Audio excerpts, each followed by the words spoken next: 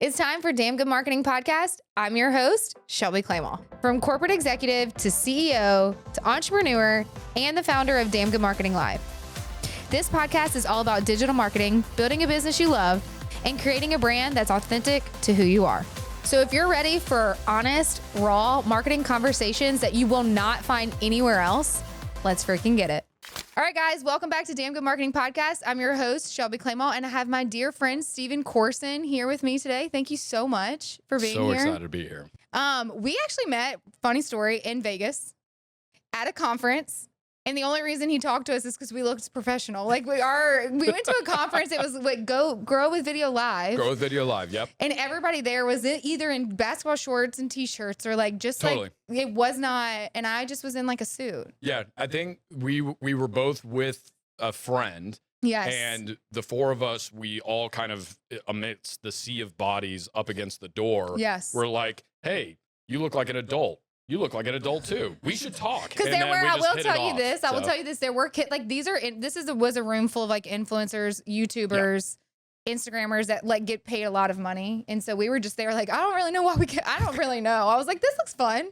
Well, I'll say this. I actually just went back to the same conference this year, so it's been 2 years now, and I think you've probably seen this trend a lot too. When we went 2 years ago, very influencery, lot younger generation. Yeah. We were all in our mid 30s. We I'm were probably actually some of the not in oldest my mid people 30s there. right now, but okay. Like, well, I mean, 25 for you, got it, obviously. I was speaking for me. Yeah, okay. So, but then when I went this year, dramatically different demographic.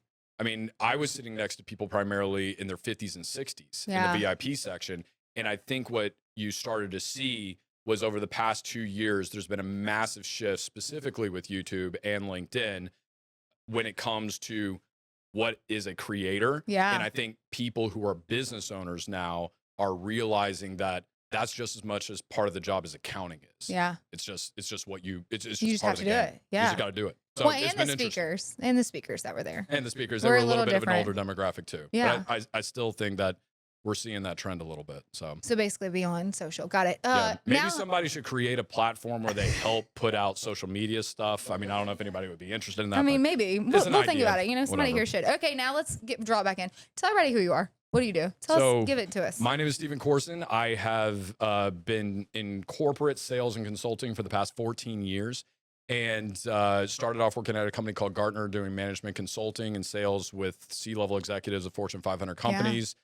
And then after that, went and worked at a big tech company, Salesforce, did that, and just knew that I was going to be an entrepreneur a decade ago.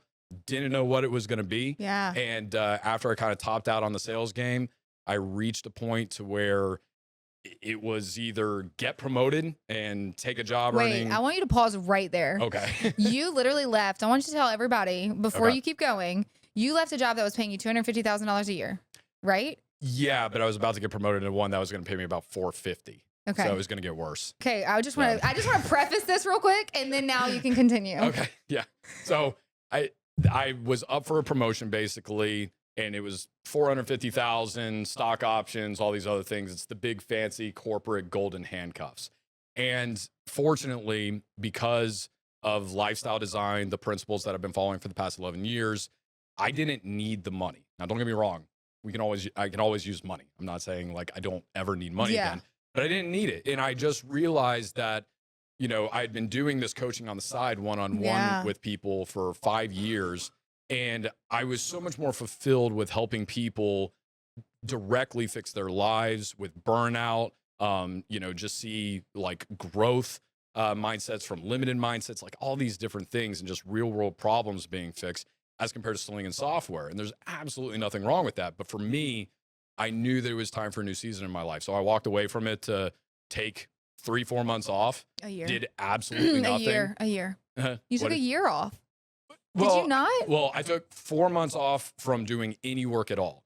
Like Got it. Okay, clarity. So Got it. So I took 4 months off to do literally nothing. Got it. And then after that, I started building in the background because I knew I didn't have a brand out there for lifestyle design. And I swore to myself, I said, I am not going to create some quick product to get it out there. I said, I'm going to take a year to just help people build my brand.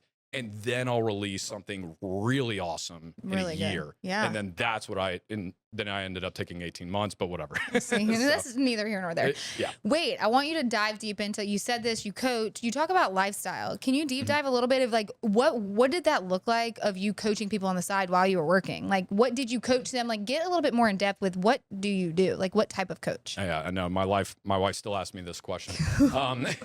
So basically what happened was, I was sitting in one of those big fancy boardrooms, 35 stories up, and, sitting with a whole bunch of executives. It's like a scene in a movie, of The Big Short or something. People making big decisions. You talk about being in the room. I was in the room. Yeah. And I'm sitting there with all these executives, and I've brought in one of these strategic animal minds. I don't know why I said that. It's fine. Analyst minds. Her name, Tina Nuno. She still works at Gartner. If you look her up, she's brilliant. And I had heard this talk multiple different times, but something hit me different this time. And what she was talking about was the principles of strategy. Yeah. And as I heard it this time, and these executives are going over and they're looking at it, and they're looking at it from a business perspective, I started looking at it from a personal perspective. And I said, these are principles of strategy. It doesn't matter if we're talking about wartime strategy. It doesn't matter if we're talking about business strategy. It doesn't matter if we're talking about personal strategy. The principles are the same. And basically what those principles are is destination, starting point, journey, and checkpoints. That is the principle of all strategy. Yeah. So that you always, hear them say, begin with the end. Yeah. Right? Well, that is the principle of strategy. And one of the big mistakes that people make with strategy is they flip the first two. They actually start with the starting point. Yeah. And then they go to the destination. And if you do that, it's proven that you will underperform because you will underproject what you're capable of. Right. Because you'll start with limiting beliefs. Yeah. So what I do is I ended up creating 7 steps because strategy is great. Execution's better. And we're humans. We're not robots. So we have these things called, emotions. Yeah. Yeah. And they can get in our way as much as they can help us. Yeah. So I combined a lot of behavioral principles, business strategy, and common sense into the 7-step process. And all it is a system. So I can't tell you what your ideal life looks like, just like I can't tell the next person what theirs looks like. There's no one size fits all. Yeah. But what I did was I created a system that based off what you input, after you walk through this process, you will know with extreme clarity exactly what it is that you're trying to get. Yeah. And it works off of, you start by defining what you want 3 years out. And then because I'm a dummy and I need things really laid out for me, again, you can ask my wife, she'll be like, oh my gosh, I can't give him more than 2 things. Right. But it's like, I'm good at, bursting through walls, going in one direction, but I need to know what my next move is. Yeah. So the 3 years is great. That's to provide direction, and create a destination for where I'm heading. But then I map it all the way back to literally what are 3 to 5 actions I'm going to take today that are so small that it's literally impossible for me not to take them. Yeah. So we talk a lot about, if you've ever heard about the term, you should get 1% better every day. Yeah. What does that actually mean? Right. Well, forget 24 hours. We don't have 24 hours in a day. We have 16 hours in a day because the rest of the time we're sleeping. And that's important. So please, everybody do that. So the way I look at things and the way I look at time is I look at it from a 16-hour day. Yeah. And I go, okay, well, what's 1% of 16 hours? It's 9.6 minutes. So I'm an overachiever. So I round up to 10. Okay. Okay. I know, I go hard. So a lot of people, no, sorry guys. I think they're scared to laugh. They're like, we can't do anything. The cheesy jokes. It's fine. Sorry. I'll laugh loud for you. Okay, just to make thank you feel better. I appreciate Got it. Okay. I can't tell Go if anything's ahead. landing. So anyway, the point is that if you do something for 10 minutes a day that is intentionally tied to a long-term goal, you will make such incredible dramatic progress over even 3 months, 6 months, in a year. You'll look back and be like, oh my gosh, I don't even recognize where I am anymore, in a good way. Yeah. And it's about stacking small wins and stacking them fast. So that's really kind of what I help people do. It's answering 3 questions. What do you want? Why do you want it? And how are you going to get it? Oh, and then my follow-up is what do you tell people when they come to you? Like, with a big ass question mark. It's like, I don't even know what I want to do, but I know this is not what I want to do, but I want to do something else, but I don't even know. Like, what's that process look like? No, this is fantastic. I had a meeting with a potential client yesterday, 27 years old. He's making good money, has a good life just in general right now. He's comfortable. He looked at me and he goes, I don't really feel that I need to define what I want. I don't know. Like I'm in a good job. I've got this, I've got that. He's like, I feel like I just need to kind of take a more stoic approach and, take things as they come versus dictating where I'm going to be. And I thought that was great. And I told him, I said, that's awesome. I said, you still need this. Yeah. And he goes, why? And I said, have you ever heard the saying that it's better to be a warrior in a garden than a gardener in a war? He goes, yes, it's a Stoic principle. And I said, okay, well, I said, think about that warrior in the garden. I said, is that warrior looking forward to his next war? Is he trying to stoke up a battle so he can go fight and potentially die? No, he's not doing that. He's enjoying the peace. He's working on his garden. But is that all he's doing? Yeah. No, he's practicing with his sword. He is sharpening his battle axe. He is preparing, the barracks or the barricades and different things like that. He is preparing for the time when the battle comes. So just because you don't know exactly what you want, that's okay.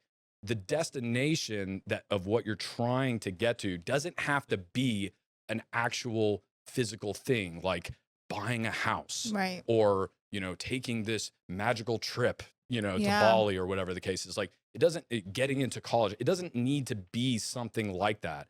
It could just be, I'm not sure what I want, but I know what would give me peace. Yeah. Would be to have 6 months saved up in my finances with another $30,000 available in case I want to start that business, in case I want to put a down payment on a house, in case I need to take care of my family members. Okay, that's great. So that's 6 months expenses. How much is that? Yeah. Okay, we're going to break down the math on that. We're going to add another $30,000. Now we're going to put that as a 3-year goal, and we're going to map back exactly how much you need to contribute on a monthly basis. And if there's a gap, if you can't afford to do $500 a month to reach that goal, then okay, you're at $300 a month. We're going to start there. We're going to figure out how to bridge that gap between the 300 and the 500 and yada, yada, yada. So that's the power of getting very specific about what you want versus just saying, yeah, I just need to save up some money. Yeah. What do you say to people that are overwhelmed with like, even just hearing you say things like that? Like which is very true, It's because very when true. it comes, like, Yep. I will say, like, sometimes, like, even when I talk to Barbara, you and Barbara, like, even just like that, it's all new stuff to me. Yep. And so just like as your everyday person, if they get overwhelmed, like, what is your first step? Like, what do you say to someone that's like, wait, I can't, now I'm done. I can't talk to you anymore. Like, I don't want to do this. No, it's fine. The first thing that I do, and I actually get a lot of people crying on this question. Oh, believe it good. or not, I right? have cried enough today. Don't make me cry. Yeah, don't worry about it. Your makeup girl's ready to go. Okay. So we got you. So I had just asked people, again, it's the first question. What do you want? Yeah. That's all this is about. We live in a society that does not want you to think about that. Yeah. We live in a society that wants you distracted. It wants you directionless, and it wants you functional. Yeah. That's what it wants you. That's it. Why does it want you like that? Because society is a machine, for better or for worse. It is a machine that is built on your resources. Right. So it does not help society when you step outside of it and go, what do I want for myself? Think about this. Tide, the laundry detergent. Anybody familiar with the laundry detergent? Okay. They spent almost $100 million last year on advertising. Tide, laundry detergent. Okay. Why would they spend so much money, the parent company, why would they spend so much money on advertising for something as bland and unimportant as laundry detergent? Right. Because they understand how much your time and attention is worth. Yes. And they are paying hundreds of millions of dollars. And the ad agencies and the social medias and everybody out there that's doing this stuff is fighting for a sliver of your time and attention. Yeah. So if it's worth $100 million to them, the question we have to ask ourselves is how much our time and our attention worth to us? Right. And are we treating it with that level of value that these companies are. Yeah. And again, I'm not hating on social media. I'm not. I was about to say, get the hell out. I was going to say I'm about to get kicked out, so I got to reverse this a little bit. I'm kidding. Okay? I get it. Because look, I found the perfect shirt for my dad off an ad for Christmas, and everything. It was hilarious. Everybody loved it. And with boundaries, I get it. Yeah, Continue. exactly. Yeah. But well, it's not just about boundaries; it's about intention. Yes. Right. So let's be intentional. Right. With it. So social media is a tool. It's like a hammer. You can use it to break a window. You can use it to build a house. Yeah. So that's the way that I look at it. If you're ready to break through that small town mentality and take your business, brand, or corporate job to the next level, then Damn Good Marketing Live 2024 is for you. Now picture yourself surrounded by a community of like-minded individuals, all hungry for growth and success. DGML is your gateway to unparalleled networking opportunities and invaluable insights from industry experts. If you're ready to move that needle in your business and embrace a transformative experience, then I invite you to join us at DGML this year. Trust me, I've been in your shoes searching for that missing piece, and now I'm bringing it back to Louisiana because I know firsthand the power of putting yourself in the room. Because once you do, you'll be amazed by the transformation. So don't miss out. Secure your spot to Damn Good Marketing Live 2024. Check the link below in the description and let us know if you have any questions. So yesterday you went on a little rant. I don't know. Was it yesterday? I don't know. It was on social media. I don't know what day it was because truly it doesn't show you in real time. You were talking about how we don't have time. Yeah. I want you to elaborate on that because a lot of people say, I have time to just push this off. I have time to do this. I have time to build this. I have time to do whatever. And you were like, you don't have time. You have to get in front of it. Yeah. No, this is it's a double-edged sword because on the one side, the truth is brain aneurysms happen. People that are totally healthy fall over and just die. Right. And there's literally no reason for it. People walk out and get hit by cars. As much as we know that, and if you've been to a funeral recently, right? You stopped, you thought about your life, you walked out, the air was a little bit sweeter, you didn't mind the heat as much. You looked at your kids or your loved ones a little bit differently. The sky was bluer, all that. Then 3 days later, it's pretty much gone. And you're back to normal. So I don't like using you could die any day as a motivator because it doesn't last, right? Like it's a sugar high. Yeah. It's here and then it's gone and it's let down and we're just back to it.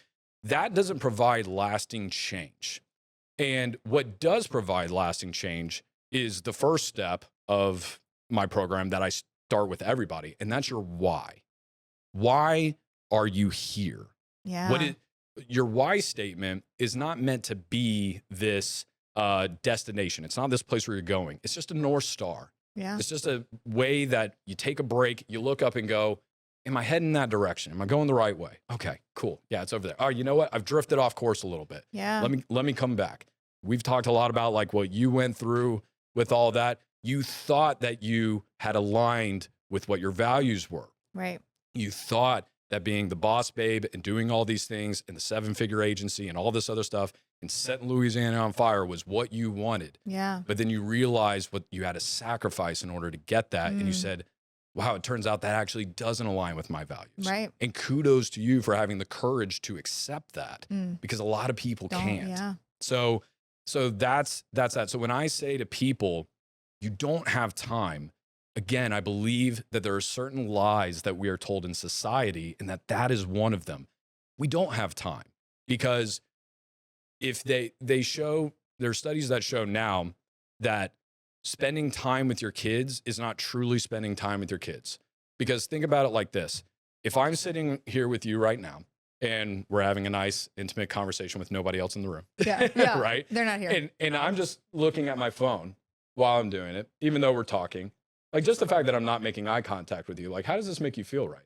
Weird. Like do you feel like you're getting like I'm valuing your time? No. No, not at all. Well, we spend time with our kids or our husbands or with our employees at our jobs or our clients, but this is always around. And it could just be a quick, okay, yeah, what did you say? Okay, yeah, just looking. Okay, oh, yeah, what was that? Okay, that.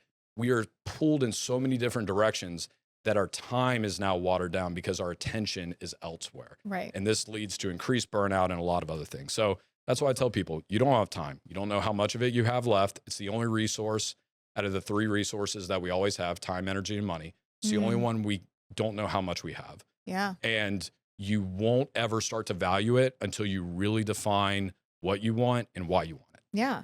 What would you tell people if they were to make like a leap of faith and say, like, I know what I'm doing right now isn't what I need to do or what I want to do. I'm unhappy, but I don't feel like I can do it. What do they need to do to get to the point, maybe not where you were, where it was comfortable, where you could just chill, I don't know, and do nothing for 4 months, but, or, you know, like do something where they could make a lateral move with something. What would you give? What advice would you give for them for that? They need to do what I did 3 years before I took those 4 months. And what was that? I planned it out. I didn't just decide, okay, I'm just going to take 4 months. And one of the greatest days I had was I'll never forget it. And this is almost sad, to be honest with you, that it was so thrilling. I'm a geek at heart, and I have responsibilities, children, career, wife, you know, all this other stuff. And I had not played video games in years. And 2 weeks in, I had cleaned everything in the house. I had done the honey-do list. There was literally nothing to do. I had forgotten I had hobbies. And I was just like, what productive thing? Okay, I'll read like another book or something. And I just told myself, I said, no, I'm going to play a video game today all freaking day. And I'm not leaving this couch, and I'm going to order pizza, and I'm going to eat like shit all day. And I got a big thing of Sour Patch Kids, and it was the best. Girls, if you want to make your guy happy for Father's Day or whatever, get him some freaking video games, take the kids out and leave him alone for a few hours. I'm telling you, he will love you forever. So, but it was awesome. I just wasted the day doing nothing. But again, I said, and sorry, I totally forgot why I started telling you this story. There's probably a point. But the point of it was that I couldn't just do all those things because one day I woke up and decided that's what I wanted to do. I knew I needed that 3 years ago, but I wasn't in a position to get it. 3 years before that, a pandemic was happening globally. My wife had twins. Yeah, wasn't planning on that. Surprised. Yeah, still don't know what to do with them, so I'll take any tips. You know, and then on top of all of that, so global pandemic, twins, and I had just started a new job. So that's where I was 3 years before this ended up happening. So I knew what my objective was. I knew I wanted to quit. I knew I wanted to start my own job, but there was no way that was going to happen right then. So, but because I knew my destination, I just mapped it all the way back to, what am I going to do about that today? Okay, well, we were planning on having 1 kid. We got the BOGO deal. So, you know, having to budget for that a little bit. So I was like, okay, well, what I can do is I can increase how much we're saving. Okay, putting that in. Okay, I know I want to start a business. It's going to take some startup capital.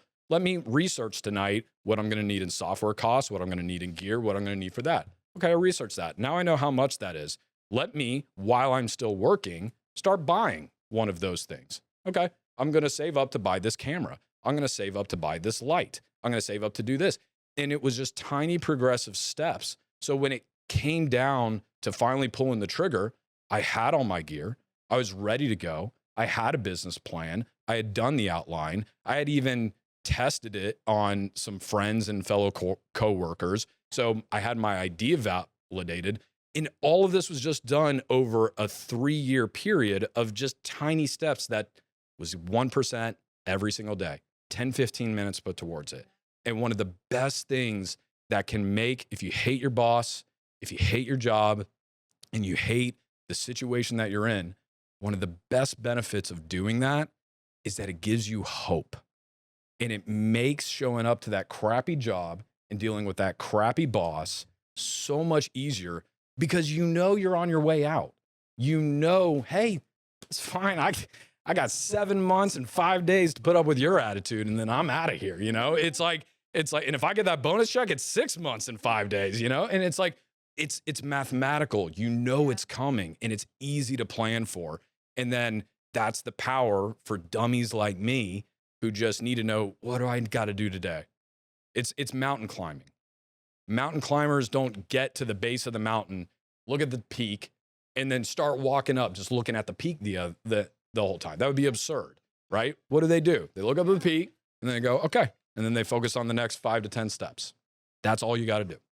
You know, I love that you said that because like a lot of people struggle with making the move or making the jump because they want the instant gratification. One, social media is the problem with that. And the world, the way we live today is it's always high speed and kind of doing all these things.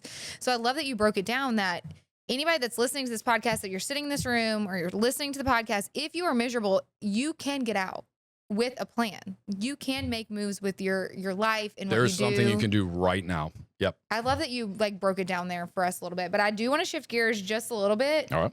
With you because I have you sit in the seat and we didn't talk about this. So this is totally off plan. great. Here we go. Well, there's two things. I want you to talk about LinkedIn a little bit because you have definitely, so you had a plan.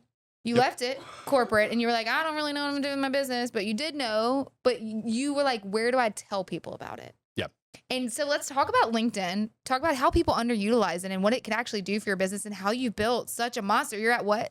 I mean, just crossed 10,000 the other day. This is actually the only time I'm going to let you really talk about follower count, but 10,000 followers because I've watched you. You've literally have great engagement. You have great leads coming out of it. You've built a business out of it. You've done exactly what you need to do. You show up every single day. Can you talk a little bit about LinkedIn and like the underutilization that people are actually putting forth to it? Whatever. You get it. No, I get it. No, well, I mean, to your credit, we've been following each other for 2 years now, and you consistently talk about the fact that you don't need a huge following in order to monetize it, right?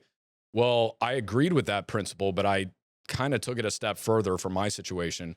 I said, okay, she's right. You don't need a huge following. But when I think about in social media, I think about intent. And I look at it from the standpoint of why do people go to a platform? Not so much who is going to the platform. Because a lot of my solution doesn't depend on your regular demographics of like, I'm looking for the 18 to 25-year-old females for my clothing brand. It's like, that's not how mine works. Mine is more of like net worth, complexities in life, like children, sick parents, whatever. You have to make big decisions considering move. It's like, it's a little more ethereal.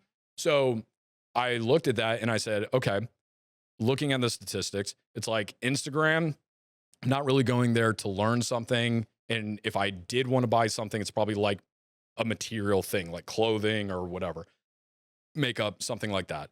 If I'm going to TikTok, that's just entertainment and honestly, sometimes news. And who cares? It might be gone here in a year. We'll see if they sell it.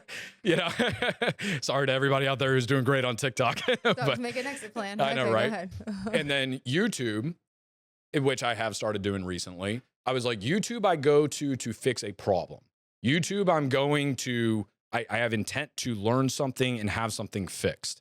So that was why I was going to YouTube. And I know some people are treat it like television. They want to be entertained. That's fine. It's fixing a problem. You're bored. So LinkedIn, for me, was the one platform, and this statistic sold me on why I had to go all in on it. Less than 5% of people, there's 1 billion people on the platform now. Less than 5% of them post once a week. And I know why. The reason is because everybody's scared because it's the lowest bot count out of all of them. You can't use all these automated tools. LinkedIn will put you in LinkedIn jail hard for it. Been there, got the tattoos, everything. So, get it. If you've been in LinkedIn jail before, you know, you're my people. I don't even know if anybody on here is in LinkedIn, but we're just educating okay. Well, it's okay. Well, I'm gonna get everybody on it. In the room, but listening, there are going to be some there LinkedIn it is. Because don't worry, I'm going to sell you all on LinkedIn, Everybody and we're all going to this. connect after this. So less than 5% of people are posting. I knew that I would be able to break through to my designated audience a lot easier and faster there than I would on anything else. And the other thing was it has the highest net worth per user. So not only are you talking to people in a big room and there's not a lot of other people talking as compared to every other social media where everybody's talking, but on top of that, they got money. So if you want to sell something, one of the top rules of selling something is find the people who got the damn money. So there you go. You should, there you go. Damn money, damn marketing. There you go. I'm doing your job for you. I got to stop this. Can you just do it?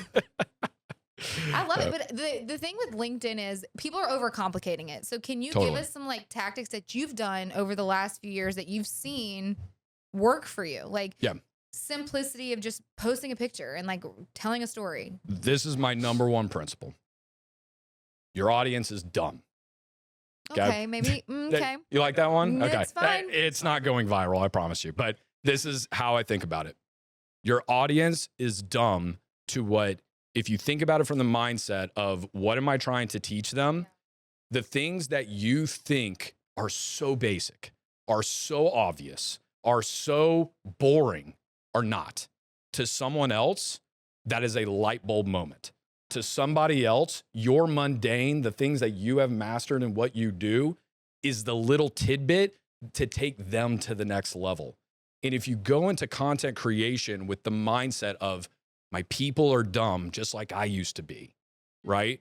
You will create content that will fix a very specific problem, which will cause engagement, which will cause loyalty to your brand, which will keep people coming back. And LinkedIn lurkers are real. Because when you talked about my post, I just posted a little thing about burnout. Like I don't even talk about burnout that much, but I just gave one example of burnout. 3 leads came in automatically from that. And they were in every single one of them converted. And it didn't get a ton of likes. It wasn't this big thing. Because again, it wasn't what I normally talk about. I'm not a burnout guy, even though that is something that I help people deal with. But it resonated with these people so strongly of what they were going through. And by the way, I didn't even plug my program or my services or anything that I did. They reached out asking for a conversation just to talk to me because it hit this emotional chord with them. So, and guess what? They also all had money. Yeah. So that was really nice. But yeah, so the fact that I was able to do that on a low performing post that will translate into $15,000 in revenue is not something I'm confident could happen on any other social media platform. Right. And two, it just showcases that vanity metrics don't matter. Because like truly, you brought this up in a conversation. And none of those 3 people, I didn't know any of their names. They had never liked, never commented, never nothing. You hit a chord with them. Yep. So basically, when you create content, everyone that's listening, you need to think about, first off, not yourself. Like you might love what you do, love your product, love the value you offer, but what is your consumer wanting? What do they need to see? What emotion are you triggering for them that's going to get them to buy from you? How are you making their life easier? What are they going to hire you for? And LinkedIn is just like that. People are just scared of it because it is. I remember LinkedIn, I would get emails. I was just graduating LSU, just tells my age because it really, okay, whatever. 4 years ago, we know, 25. Shut up. Anyway, and I was like, what is this? It's just like a resume builder is literally what I thought it was for a long time. And fair enough, it kind of was. And then now it truly is like, let me finish the statement. Instagram, Facebook, TikTok, it's just for that demographic. It's the people with money that don't blink at what you're offering or like what the price may be. There's no price point that they don't care about because they have the money to actually put into it. So like LinkedIn, if you're in here, you actually should be on it. Truly. Absolutely. Everyone. And it's more of like personal brand building. Now, would you say building it on a personal profile versus a company profile? What's your thoughts on that? Oh, don't even waste your time on a company profile. LinkedIn does not promote company profiles. You don't get engagement on that. And it's the general rule, and with the same with YouTube, and it's probably across all social media. People follow people. People don't follow companies. Right. There's a handful of exceptions to that, like a Nike or whatever. But for the most part, people follow people. So don't even waste your time making a company profile. Okay, just go ahead and focus on you. And again, if you're like, okay, Steven, great, I did it. You connected with me. You're annoying. You're popping up in my feed all the time now. I still don't know what to post on LinkedIn. What I would say is this. Think about where you were professionally 5 years ago. And then think, what did I need to know 5 years ago that now I have mastered and feels like, yeah, I just know this stuff. Post about that. If you're not sure about that, post about literally what you're doing. So literally like in the moment, what you are doing right there. They're all business nerds on there. We love the dorky business stuff. So I have a friend on there, Morgan Ingram, who does sales trainings. And he literally I'm writing out a cold call script. I mean, does that not sound, I'm a sales guy. I think that sounds boring. Run. Okay. Yeah. Okay. Right.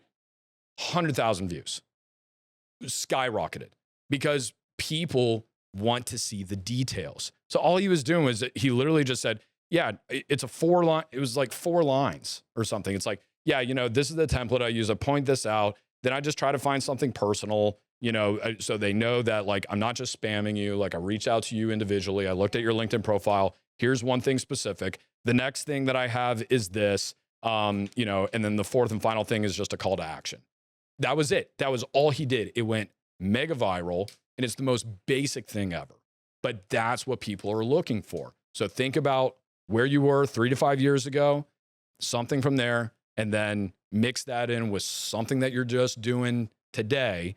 And then the thing about LinkedIn is that people don't necessarily care about you. They like to hear your story, but it's kind of like those old 90s cartoons that we all used to watch back in the days, to where at the end of every cartoon, they kind of summed it up with the moral of the, you know, whatever the episode was about. Just do that in there too. You can tell a story, but then at the end be like, this is why you need to save time.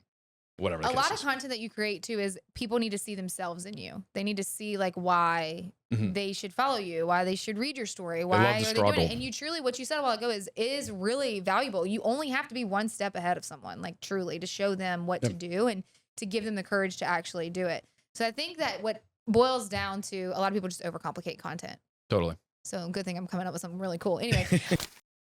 Hey everyone, it's Shelby Clement, and I've got something special for you today. Step into the beauty bar where the magic truly happens. Picture this. You walk through the doors and are immediately enveloped in an atmosphere that's both laid back and oh so chic. It's like stepping into your best friend's living room, cozy, welcoming, and totally stylish. At the beauty bar, they're about those good vibes and helping you unleash your inner glam. Their team of talented stylists are masters at their crafts, and they're dedicated to bringing your unique vision to life. But wait, there's more. They're not just your average salon. Their extensions are pure works of art, custom colored for your seamless blend that'll leave you feeling like $1,000,000. And the best part, there's no glue, there's no tape. It's just pure hair magic. So whether you're craving a color refresh, a fresh new haircut, or even a little spa indulgence, they've got everything you need right there. From extensions to blowouts to everything in between, the Beauty Bar is your ultimate destination for all things beauty. So what are you waiting for? Call 985-951-2199 to get your appointment today. Trust me, you won't regret it. Last question for you. The power of being in the room, because like we would have never met. It's an investment for yourself, but you also talked about being in the room with all these board members and you weren't happy. That was being in a room, but what is the power in your mind of being in the right room? Well, when you have a defined why statement and you have objectives, that's the first 2 steps of the lifestyle design process that helps you get through the first part of strategy, which is destination. When you know where you're trying to go, that enables you to answer the question, well, what rooms do I need to get into? So first figure that out. And then once you figure that out, go put yourself in rooms. And if you don't know, by the way, that's fine. Start with what you know you don't want, then go to what you value. And then you'll narrow it down to a couple of things that you know you do want, and then go put yourself in those rooms and see which one you like best. Yeah. It's an easy way to kind of process of elimination yourself into where you're going. And, you know, what I would just say is that whenever you start doing that, it's what I call A court and B court. When I was growing up, at the gym, you had 2 basketball courts, A court and B court. The really good players played on A court. Everybody else played on B court. Well, I was an above average player, but I knew if I went and played on A court, there's a chance I'd lose the game and I'd have to sit out for a while before I could get back on. But if I went and played on B court where everybody was terrible, I would dominate and I would never have to come off the court. Right? Well, my dad never let me play on B court because he told me you will never get better unless you are playing people who are better than you. Yeah. So again, I took these principles from a lot of business stuff. Businesses normally allocate anywhere from 5 to 15% of their budget for innovation, growth. Okay. I recommend the exact same thing to people. I believe that everybody should put at least 1% of their income into personal growth. Yeah. Whatever that looks like, tie it to your objectives. But I believe that in order for us to continue to grow, we need to plan that. We need to be intentional with it. And that is how the rest of this kind of all ends up fitting together, is having that continuous growth mindset versus just being like, I'm going to cross my fingers and hope it works out. All Okay, well, wow. Thank you so much for being here today. Coming all the way in from Florida. Yeah, doing this live podcast event with us, making us laugh a little, or we're just faking it for you. Either way, it's fine. Appreciate it. Can you tell everybody where they can find you, how they can work with you really quick? And I'd say LinkedIn, but I don't know if that's going to help me in this situation. well, I feel like everybody in here a few people in here have LinkedIn, but go start a LinkedIn. But anyway, it's fine. CoursonSolutions.com is my website. You can check it out there. I've got a couple different things. LinkedIn is fine. You can find me on YouTube. It's my name. Instagram, I started doing that again. It's my name, all that. And that's it. So we'll link everything in the show notes. Okay, but if you like this episode, please like, share, comment, and leave us a review. Until next time, let's freaking get it. And that's a wrap on another episode of Damn Good Marketing Podcast. Thank you all so much for being here. Make sure you comment, review, share it with a friend. Come back next week. And until next time, let's freaking get it.